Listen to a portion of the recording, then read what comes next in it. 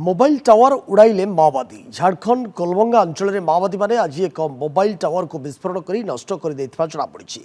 विस्फोरण घटना पर Jharkhand police पक्षर combing operation और सर्च ऑपरेशन को जोरदार कर सरंडा जंगल में गत 10 तारिख में आईईडी विस्फोरण में जड़े सीआरपीएफ कन्स्टेबल शहीद होता बेले जड़े इन्स्पेक्टर और एएसआई गुरुतर आहत होते। घटनार 2 दिन पर माओवादी मैंने आज एक मोबाइल टावर को उड़ाई देथिबा अभियोग होइछि।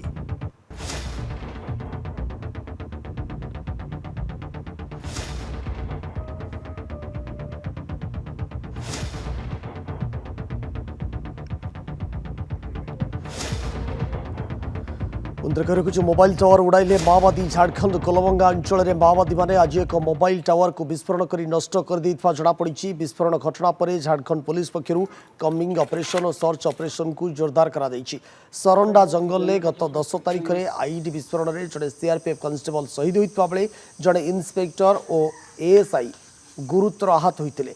घटनार 2 दिन पर माओवादी मैंने आज एक मोबाइल टावर को उड़ाई देथिबा अभियोग होइछि।